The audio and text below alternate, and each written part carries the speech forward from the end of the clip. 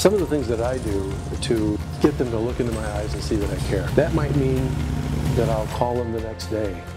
It might mean that I'll even pay a visit to their home.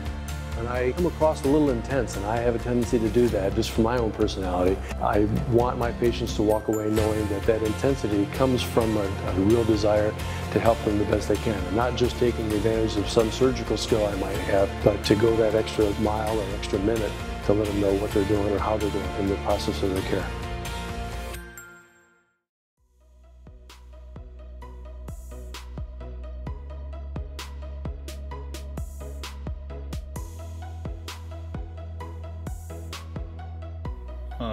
When we first played him, we struggled with containing Clark, and he was the guy who pretty much beat us. But this week we did a pretty good job on containing him, and we held him under a couple, 100 yards rushing, I guess.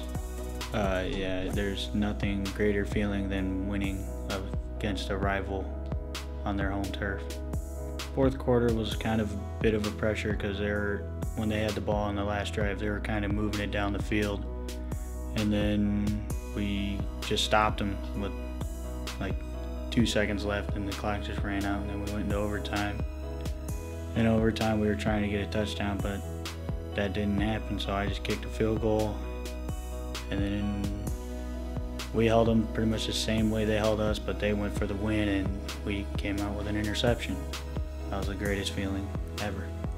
It all started when I played Rocket. I was a good kicking then, and then middle school happened. I wasn't kicking then, and then freshman year I didn't kick either, and then sophomore year I just started re-kicking again, and that's where it's all restarted.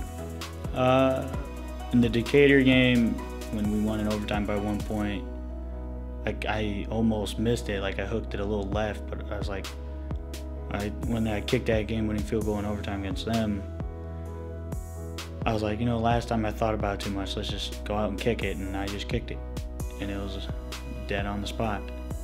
Decatur, they didn't have a kicking game, like they didn't have a kicker that could kick a field goal, so they went for the 2, and then we stopped them, and then we scored a touchdown, and I made the field goal, and we won.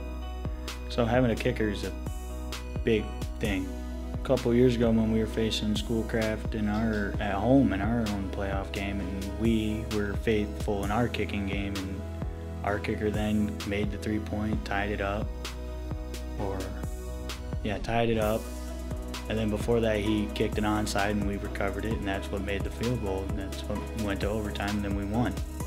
During practice the whole week at Watervliet, we were ready, we were good, and then pre-game, we were great in pre-game, we did everything correct, and then the game happened. I just think we laid an egg. We weren't ready mentally to play them.